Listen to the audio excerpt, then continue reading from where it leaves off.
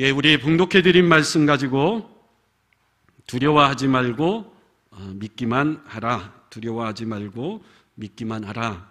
이런 제목으로 함께 은혜 나누기를 원합니다. 우리가 마가복음을 계속해서 우리가 강의하면서 생각해 오고 있는데요. 특별히 마가복음 4장과 마가복음 5장에는 우리 예수님이 행하신 크고 놀라운 일들이 연이어 기록되어 있습니다. 마가복음 4장에는 예수님이 말씀 한마디로 갈릴리 바다의 거센 풍랑을 잔잔케 하셨죠. 5장으로 넘어와서는 거라사의 귀신 들린 자, 그것도 군대 귀신 들린 자를 역시 말씀 한마디로 내쫓으셨습니다. 오늘 본문에는 병을 고치시고 심지어 죽은 자까지도 살리시는 놀라운 주님의 기적이 소개되어지고 있죠.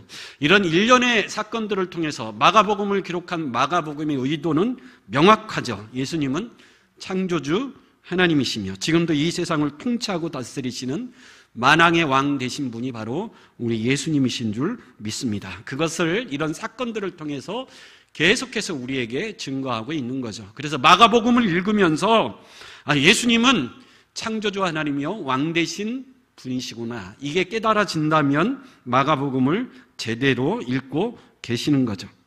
갈릴리 바다를 말씀 한마디로 잔잔케 하시는 이 기적 속에서 예수님은 이 세상의 모든 자연 법칙을 쥐고 계시는, 법칙뿐만 아니라 모든 세상의 권세를 쥐고 계시는 유일하신 하나님이시며 이 온 우주와 우주 속에 살아가는 이 세상 모든 역사의 주인 되신 하나님을 선언하고 계십니다. 그럼 여러분, 우리 예수님이 그 큰 권세와 그 큰 능력과 위엄을 가지고 예수님이 가장 중요하게 하시고자 했던 일이 무엇일까요? 여러분, 저와 여러분들에게 하나님이 권세와 능력을, 큰 권세와 능력을 우리 손에 쥐어준다면 여러분, 그 권세와 능력을 가지고 여러분 가장 먼저 무엇을 하고 싶습니까? 로또 복권을 사고 싶습니까? 뭘 하고 싶습니까? 여러분, 예수님은 창조주로서의 그 어마어마한 권세와 능력을 가지고 예수님이 가장 중요하게 생각하셨고 가장 먼저 하셨던 일은 하나님의 택하신 백성들을 찾아가셔서 그들에게 한량없는 은혜와 사랑을 베푸시고 깨우쳐 믿게 하시는 일들을 하신 줄 믿습니다. 5장에 처음 등장하는 거라사의 군대 귀신 들렸던 사람이나 오늘 본문에 등장하는 12해를 회로증으로 고통받던 여인, 또 딸이 죽어가는 회당장 야이로에게 우리 주님이 먼저 찾아가신 겁니다. 그래서 5장에 등장하는 이 사람들, 이 사람 어느 날 갑자기 자신에게 찾아오신 이 세상 누구보다도 큰 분이신, 그러나 은혜와 자비가 한이 없으시고 노하기를 더디하시며 인자와 긍휼이 풍성하신 예수님을 만난 줄 믿습니다. 여러분, 기독교 신앙의 믿음의 본질은 하나님을 아는 겁니다. 요한복음 17장 2절 한번 읽어볼까요? 17장 2절 같이 읽어보겠습니다. 요한복음 17장 2절 제가 읽어드릴게요. 영생은 곧 유일하신 참 하나님과 그가 보내신 자 예수 그리스도를 아는 것이니라. 여러분, 영생은 하나님과 예수 그리스도를 아는 것인 줄 믿습니다. 여기에 모인 저와 여러분들 모두 예수 그리스도를 알아서 믿어 구원받은 자들인 줄 믿습니다. 우리가 어떻게 예수 그리스도를 알아서 믿고 구원받았는가? 우리가 열심히 공부를 하고 노력해서 예수 그리스도를 깨달아 알았습니까? 아니죠. 성경에 보면 예수님이 우리에게 먼저 성령을 보내주셨다라는 거예요. 우리에게 먼저 찾아오신 성령께서 예수를 깨닫게 하시고 알게 하시고 믿어 구원받게 하신 줄 믿습니다. 여러분, 오늘 본문에 나오는 엄청난 어마어마한 사건을 통해서 우리가 예수를 안 거는 아니지만 중요한 것은 우리가 예수를 알고 깨달아 믿게 된 것은 예수님이 먼저 성령을 우리에게 먼저 보내주신 것인 줄 믿습니다. 예수님이 우리에게 먼저 찾아오신 것이죠. 4장과 5장에서 강조하는 것은 그렇게 우리에게 먼저 어마어마한 큰 권세와 능력을 가지고 찾아오시는 우리 주님입니다. 여러분, 5장 처음에 등장하는 거라사의 군대 귀신 들린 자, 예수님은 갈릴리 바다의 풍랑을 잔잔케 하시고 풍랑을 뚫고 거라사 지방으로 예수님이 찾아가신 겁니다. 예수님이 왜 거라사 지방으로 가셨을까요? 유일한 목적은 이 귀신 들린 자를 만나시고 그를 고쳐주시기 위함인 줄 믿습니다. 거라사에 가셔서 이 귀신 들린 자를 예수님이 우연히 만난 것도 아니고 이런저런 일을 보시다가 귀신을 쫓아낸 것도 아닙니다. 예수님은 이 군대 귀신 들린 자를 만나서 고치시기 위한 유일한 목적을 가지고 거라사 지방으로 찾아가신 거죠. 그래서 그곳에서 이 군대 귀신 들린 자를 고치시고 오늘 본문 21절에 보면 예수께서 배를 타시고 다시 맞은편으로 건너오셨다라는, 거라사에서 귀신 들린 자를 고치시고 배를 타고 다시 갈릴리 바다를 건너오셨는데 거기에는 두 사람이 기다리고 있었죠. 죽어가는 딸을 고치기 위하여 예수를 만나기를 사모했던 회당장 야이로와 12해를 혈루증으로 고생하고 있었던 무명의 여인입니다. 여러분, 이 두 사람도 예수님이 먼저 찾아가시는 은혜를 베푸신 줄 믿습니다. 예수님이 갈릴리 바다를 다시 건너셔서 그들을 만나기 위하여 찾아가신 것이죠. 오늘 본문은 21절에서 43절까지는 이 두 가지 사건이 겹쳐져 있어요. 회당장 야이로의 딸을 고치러 가시다가 중간에 12해를 혈루증으로 고통받는 여인을 만나 그를 고치시는 이 사건이 중간에 섞여 있어요. 그래서 두 가지 사건이 섞여 있는데 오늘은 회당장 야이로의 딸을 고치시는 그 사건을 우리가 생각할 건데 이 두 사람은 여러 면에서 대조를 이루죠. 회당장 야이로는 남자고 12해를 고통 속에 있었던 여인은 무명의 여인입니다. 야이로는 부자였죠. 그러나 이 여인은 가진 것을 다 허비했습니다. 야이로는 회당장이었기 때문에 회당의 재반 업무를 보는 사람이었습니다. 그러나 이 여인은 혈루증 때문에 회당에 들어가 예배할 수 없는 사람이었습니다. 야이로는 높은 위치에서 존경받고 있었지만 이 여인은 낮은 위치에서 수치를 당해야만 했습니다. 야이로는 모든 사람들이 보는 앞에서 예수님 앞에 당당히 나아갔지만 이 여인은 몰래 예수님에게 가야만 했습니다.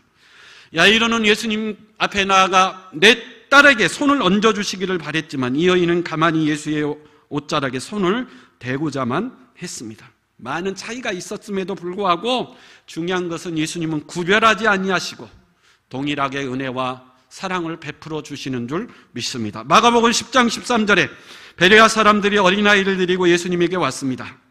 제자들이 그들을 꾸짖었지만 예수님은 그 어린아이를 안으시고 안수하시며 축복해 주셨습니다. 예수님은 남자든 여자든 어른이든 아이든 지위가 높든 낮든 아무 상관없이 기꺼이 만나주시고 그분이 주시고자 하는 은혜와 긍휼을 베푸시기를 원하시는 분이 우리 주님이신 줄 믿습니다. 오늘 예배하는 저와 여러분들 그 주님을 만나고 돌아갈 수 있는 복된 시간이 될 수 있길 간절히 축원합니다. 오늘 이 회당장 야이로를 만나 그 딸을 고쳐주시는 사건을 통해서 하나님이 우리에게 주시는 몇 가지 은혜를 나누기를 원하는데, 첫째, 이 사건 속에서 우리에게 주시는 첫 번째 교훈은 우리에게 찾아온 고난이 축복일 수 있다라는 겁니다. 그럼 우리가 살아가면서 많은 고통과 고난을 당하지만 그것이 꼭 나쁜 것만은 아니라는 거죠. 여러분, 이 회당장이 사랑하는 딸이 죽어가는 질병에 걸리지 않았다면 이 회당장은 예수께 나왔을까요? 안 나왔을까요? 절대로 예수에게 나왔을 리가 없습니다. 회당장이라는 지위가 그런 거였기 때문에 그래요. 유대교에서는 서기관과 바리새인들의 영향력이 막강했습니다. 서기관과 바리새인들은 예수를 싫어했고 심지어 죽이려고 했습니다. 야이로는 회당장이기 때문에 이 바리새인과 서기관들의 입장에 동조할 수밖에 없는 처지였습니다. 여러분, 회당은 유대인들의 마을에 있는 건물이죠. 단순히 예배만 드리는 곳이 아니에요. 가장 중요한 것은 예배 드리는 예배 장소이기도 했지만 어린아이를 가르치는 학교였고 백성들 간의 재판을 하는 재판장이기도 했어요. 그래서 교회요, 학교요, 재판소 역할을 했던 것, 이스라엘 백성들의 삶의 터전의 핵심이 회당이에요. 근데 그 회당의 장이었다 그래요, 야이로는. 그래서 많은 사람들의 신망과 존경과 사회적으로 높은 지위와 명예와 많은 재물을 가지고 있었습니다. 그래서 비록 사랑하는 외동딸이 죽어감에도 불구하고 예수님에 대한 소문을 들었지만 쉽게 나아갈 수 없었죠. 마을 사람들의 눈치를 봐야 했습니다. 거기다가 회당에서 율법을 가르치고 있는 종교 지도자들, 바리새인과 서기관들의 눈치를 볼 수밖에 없었습니다. 유대인들은 체면으로 해가 떠서 체면으로 해가 지는 나라라 그럽니다. 회당장이라는 이 체면의 옷 때문에 야이로는 쉽게 예수에게 나아갈 수 없었죠. 그러나 병들어 죽어가는 딸을 고쳐보려고 자기가 가지고 있는 지위, 명성, 재물, 권세 다 써봤지만 어쩔 수가 없었습니다. 한계를 경험한 거죠. 사랑하는 딸은 병이 나아지는 것이 아니라 점점점 더 중해져 가고 죽어갔어요. 내가 가지고 있는 모든 것이 아파 죽어가는 딸 앞에 아무 소용이 없다라는 것을 깨달은 거죠.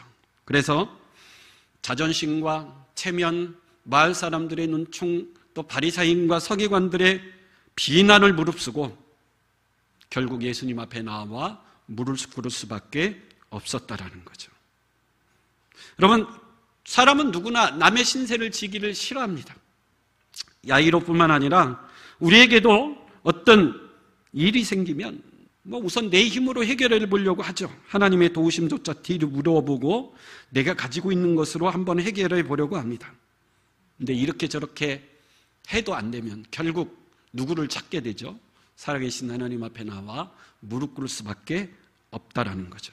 그래서 우리에게 찾아온 고난과 고통이 그렇게 나쁜 것만은 아닐 수 있다는 거죠. 우리나라에 과기처 장관을 지낸 정근모 장관님이 계십니다. 장로님인데 세계적인 물리학자요, 과학자죠. 지식, 재산, 명성 뭐 하나 부족한 것이 없었어요.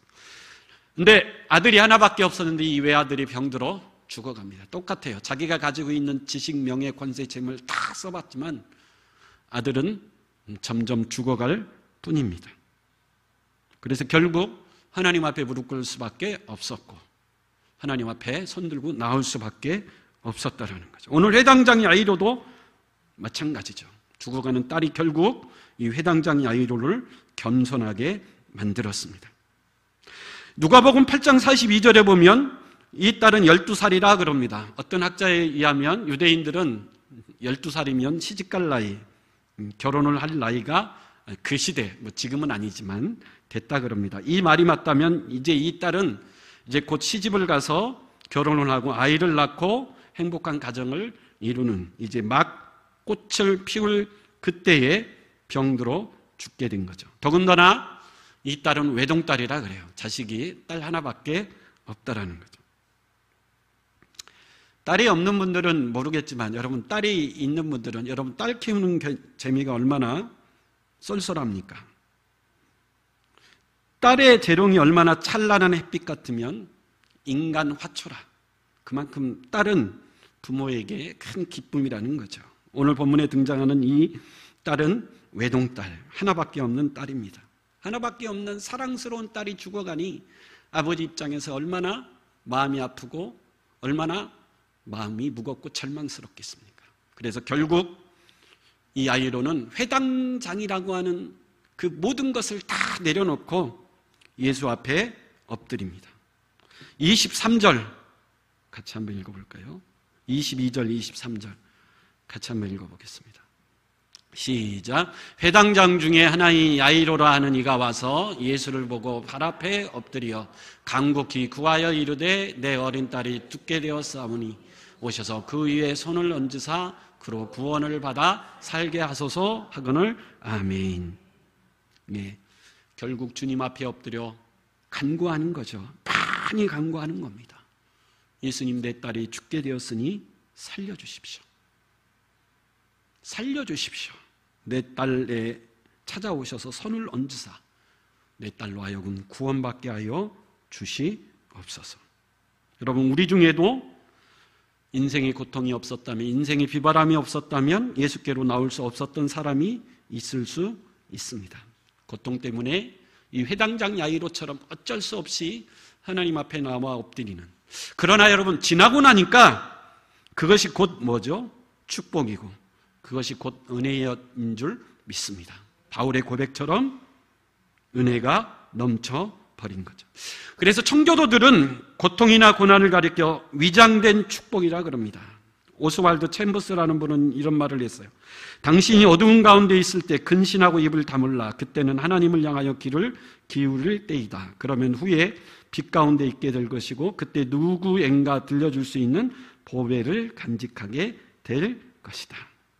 여러분, 고통과 고난이 아픔이기는 하지만 그 고통과 고난을 통해서 결국 보배를 얻게 된다는 거죠. 예수라는 인생의 가장 좋은 보배를 얻을 수 있는 통로가 바로 우리에게 찾아온 고통과 고난일 수 있다는 것. 그러므로 여러분, 주님 앞에 겸손할 수 있는 저와 여러분 될 수 있길 간절히 축원합니다. 예수 앞에 낮아지고 엎드려 심령이 가난할 때 우리 주님은 구원의 은혜를 베푸실 것이고 축복을 담아 주실 것이며 참된 기적을 우리에게 베풀어 주실 줄 믿습니다. 우리 빌립보서 2장 6절에서 7절 한번 읽어보겠습니다. 빌립보서 2장 6절에서 7절 시작. 그는 근본 하나님의 본체시나 하나님과 동등됨을 취할 것으로 여기지 아니하시고 오히려 자기를 비워 종의 형체를 가지사 사람들과 같이 되셨다 그럽니다. 우리 예수님은 겸손의 모범이시며 겸손의 창시자라 그럽니다. 우리 모두 예수님처럼 주님 앞에 겸손히 체면이고 뭐고 다 내려놓고 주님 앞에 나와 엎드릴 수 있는, 우리가 겸손히 주님 앞에 나와 엎드릴 때 그 겸손의 그릇 가운데 채워주시는 은혜와 축복을 경험할 수 있는 저와 여러분들이 될 수 있기를 간절히 축원합니다. 두 번째 생각할 것은 이렇게 겸손히 주님 앞에 찾아 나왔을지라도 위기가 찾아왔다라는 거죠. 이 회당장 야이로가 주님 앞에 나와 겸손히 엎드렸지만 죽어가는 딸을 살리기 위해서 두 가지 위기를 넘어야 했습니다. 첫 번째 위기는 시간의 지연입니다. 하나님의 응답이 지연될 때가 있다는 거죠. 왜 그렇죠? 하나님의 시간과 내 시간이 다르기 때문입니다. 다음 주에 살필 것이지만 예수님이 회당장 야이로의 딸을 고치기 위하여 회당장 야이로의 집으로 갈 때 12해를 혈유증으로 앓았던 여인을 만납니다. 이 여인이 내가 예수님에게 가만히 옷에 손만 대도 내 병이 낫겠다. 그래서 예수님의 옷자락을 가만히 만졌는데 놀랍게도 그 병이 깨끗이 치유되었어요. 예수님이 자신의 능력이 나간 줄 알고 누가 나를 만졌다 그럽니다. 제자들이 그러죠. 아니 예수님 이렇게 사람이 많아서 막 난리인데 누가 예수님을 누가 합니까? 얼마나 많은 사람들이 예수님을 만지고 부딪히는데요. 근데 예수님이 말하죠. 분명히 내게서 능력이 나갔더라. 그러자 이 여인이 두려워 떨면서 예수님 앞에 나옵니다. 그래서 예수님이 당신이 만졌구나 이렇게 확인만 하고 그냥 갔으면 좋은데 예수님이 그 여인에게 간증할 시간, 요즘으로 말하면 여인에게 사연을 말하라 그럽니다. 간증할 시간을 준 거죠. 왜 그렇죠? 이유가 있습니다. 레위기 구약성경 15장에 보면 이 유출병에 대한 규례가 나오는데 부끄러운 병이다. 그래서 그 시대 이 질병에 대한 무지 때문이죠. 성 밖으로 쫓겨났고 성 밖에서 살아야 했고 가족과 함께 살 수 없었고 성전에 오는 것도 금지되었고 회당 예배도 참석할 수 없는 것이 이 유출병이었어요. 그래서 예수님이 많은 유대인들이 보는 가운데 공개적으로 이 여인의 유출병이 치유받았으니 이제는 예배에 참석할 수 있고 가족과 함께 살 수 있고 성 안에 마음대로 들어올 수 있다는 것을 공개적으로 공인하기 위해서 그런 기회를 주신 거죠. 근데 문제가 뭐죠? 이 여인은 한많은 여인입니다. 12해를 혈우증으로 고생했으니 얼마나 할 말이 많겠어요. 그래서 예수님이 간증의 시간을 주니까 죄송한 말이지만 여인분들은 말이 많죠. 전화를 1시간 하고 끊을 때 뭐라고 그러죠?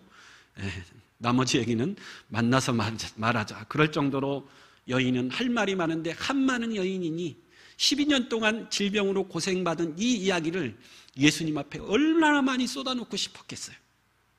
예수님 앞에 막 쏟아놓습니다. 예수님도 참참히 여인의 말을 다 들어주고 그곳에 몰려있던 수많은 사람들도 이 여인의 간증에 은혜를 받는 것 같습니다.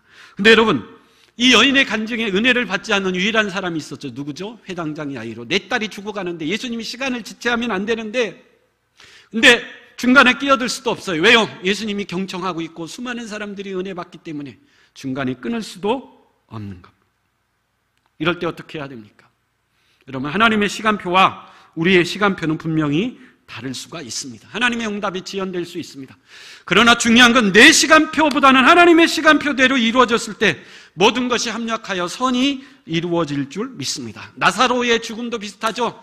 나사로가 병들어 죽어간다는 소식을 듣고 예수님이 일부러 지체하는 것 같습니다. 사흘이나 지체하고 갔는데 나사로는 이미 죽은 지가 오래됐어요. 왜 그래야만 했죠? 예수님께서는 나는 부활이요 생명이 나를 믿는 자는 죽어도 살겠다라는 이 위대한 메시지를 나사로를 살리는 사건을 통해서 선포하기 위함이었다라는 거죠. 하나님의 약속을 기다리지 못했던 아브라함이 몸종 하갈을 통해 이스마엘을 낳았다가 하나님에게 책망받고 그의 가정이 쑥대밭이 되었던 것처럼 여러분, 하나님의 약속, 하나님의 때를 기다릴 수 있는 믿음이 있길 간절히 축원합니다. 기다렸다면 약속의 아들 이삭을 얻었을 겁니다. 그럼 내가 아무리 기도해도 하나님의 응답이 임하지 않을 때 왜 하나님은 주무시는 것 같고 속히 응답하지 않나 답답할 때 여러분, 기다리는 것도 믿음일 줄 믿습니다. 하나님의 때를 기다림으로 말미암아 믿음의 좋은 열매를 거둘 수 있는 저와 여러분 될 수 있길 간절히 축원합니다. 첫 번째 위기는 시간이 지체되는 위기예요. 근데 두 번째 위기가 연이어서 찾아옵니다. 우리 35절 같이 한번 읽어보겠습니다. 35절 시작. 아직 예수께서 말씀하실 때 회당장의 집에서 사람들이 와서 회당장에게 이르되 당신의 딸이 죽었나이다. 어찌하여 선생을 더 괴롭게 하나이까. 두 번째 위기는 뭐죠? 자기 집에서 사람이 와서 뭐라고 이야기합니까? 당신의 딸이 뭐 했다고요? 죽었다라는, 이제 끝났다라는. 병들어 죽어가도 아직 숨이 붙어 있으면 그래도 소망이 있고 희망이 있는데 이제 죽었으니 모든 것이 끝났다. 더 이상 선생을, 예수를 괴롭게 하지 말라는. 회당장의 생각도 같았을 것입니다. 예수님이 이미 귀신도 내쫓고 수많은 질병을 고쳤다라는 소문을 익히 들어서 알고 믿었습니다. 그래서 예수님 앞에 찾아 나온 거죠. 근데 죽었어요. 죽으면 끝 아닙니까? 아마 야이로나 그 주위에 있던 모든 사람들도 문제는 끝났다. 예수님도 여기까지다. 왜냐하면 예수님은 질병은 고치지만 죽은 사람은 살릴 수 없을 것이다. 한계다. 이제 모든 것이 끝났다. 그렇게 생각했을 겁니다. 이것이 야이로에게 찾아온 두 번째 위기입니다. 여러분, 우리에게도 모든 것이 끝났다. 더 이상 소망이 없다. 그렇게 느껴질 때가 있을 것입니다.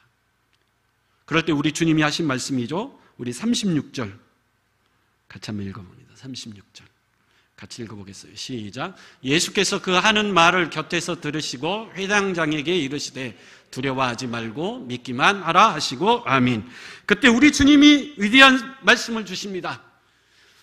죽어서 이제 모든 소망과 희망이 끊어졌다고 생각이 될 때, 절망의 나락으로 끌어졌을 때 우리 주님이 말씀하십니다. 뭐 하지 말라고요? 두려워하지 말고 뭐 하기만 하라고요? 믿기만 하라.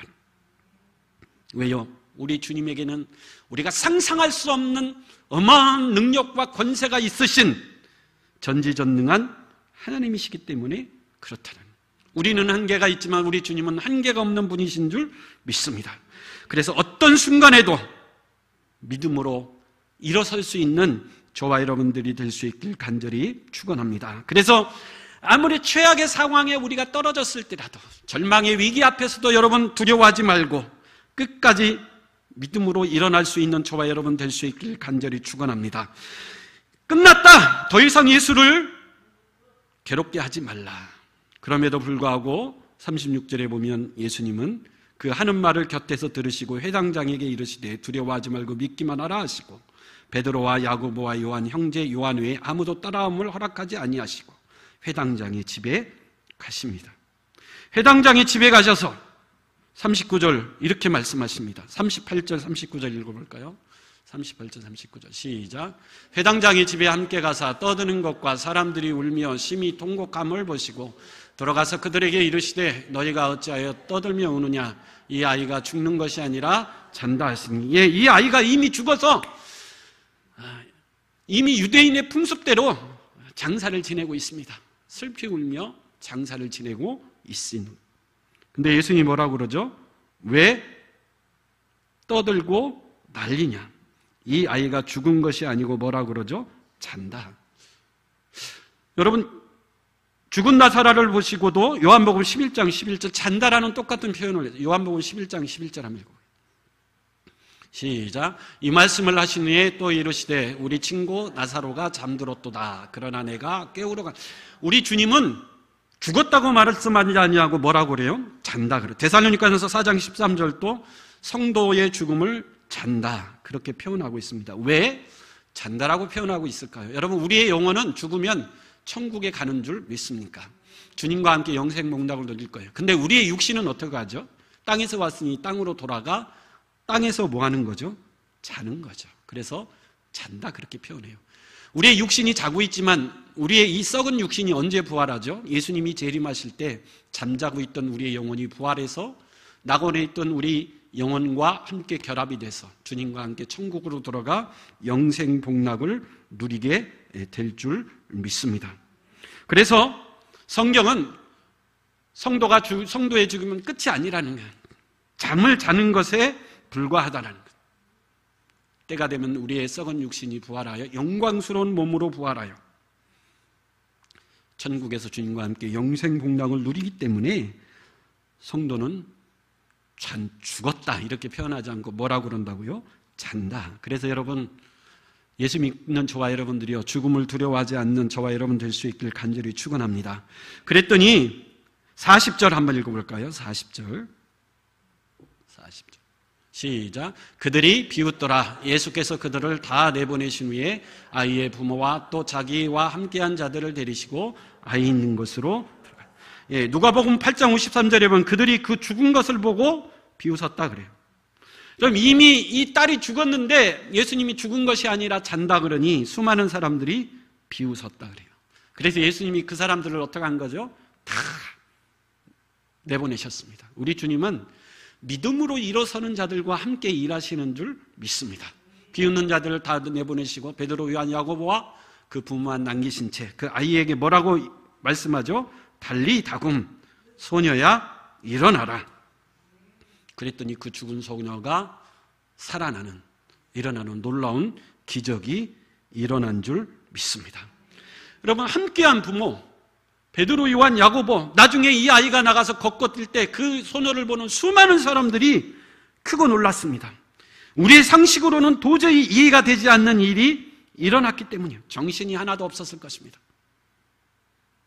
이것을 설명할 수 있는 길은 오직 한 가지뿐입니다. 우리 예수님은 창조주 하나님이시기 때문에 얼마든지 죽은 자를 순식간에 살려내시는 분이신 줄 믿습니다. 그걸 말하고 싶은 우리 주님은 세상을 창조하신 분, 세상의 주인 되시며 모든 것을 다스리시고 모든 것을 통치하시고 심지어 죽음조차도 그 예수의 권세 아래 순복할 수밖에 없는 분이 뭐라고? 우리 예수님이신 줄 믿습니다. 여러분, 인간이 가장 무서워하고 두려워하는 것이 무엇입니까? 죽음입니다. 중국을 통일한 진시황도 죽고 싶지 않았어요. 발버둥 쳤지만 그러나 모든 인간을 평등하게 만드는 것이 있는데 죽음입니다.